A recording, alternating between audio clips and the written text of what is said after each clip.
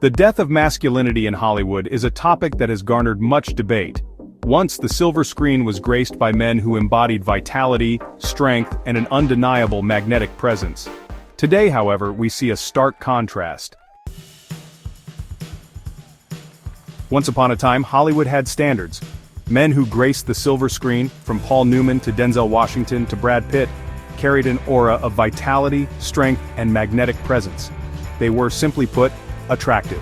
But today, a new breed of male actor has emerged, and it's not an evolution, it's a degradation.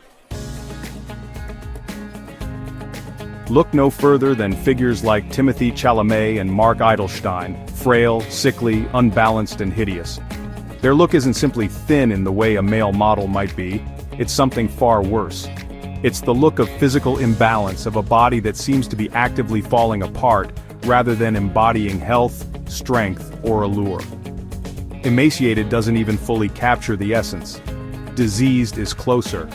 It is frankly astonishing that anyone attempts to frame this as attractive.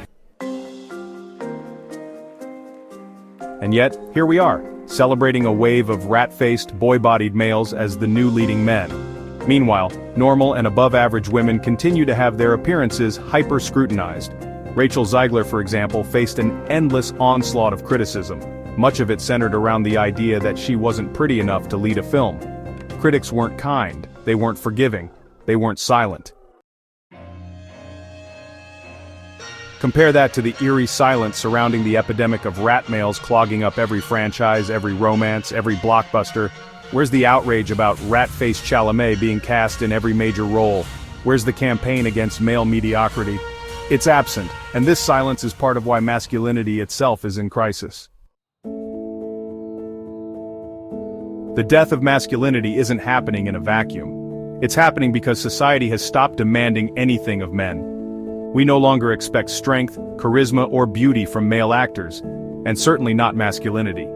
As men have become increasingly feminized, society has grown increasingly tolerant of mediocrity, fragility, and physical unattractiveness in them. Meanwhile, male audiences have always refused to accept mediocrity from women.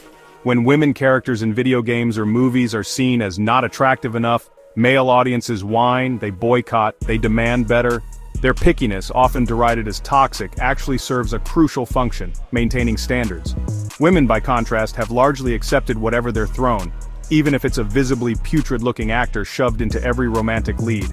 And so, the cycle continues. If you don't demand more, you won't get more. It's time for a change. Women and girls must start holding male beauty to higher standards. Demand more. When you're thrown an emaciated, sickly-looking man as your supposed romantic hero, reject him. Don't buy the ticket, don't stream the movie, don't swoon just because you're told to. Be critical, be loud, be relentless. It worked for men, it will work for women. This is the only way to end the rat male epidemic, because Hollywood, like any industry, follows money and attention. If fragile, sickly men stop selling tickets, studios will have no choice but to bring back true leading men.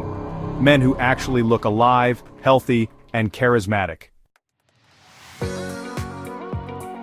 The future of male beauty, and the future of beauty in cinema, depends on it.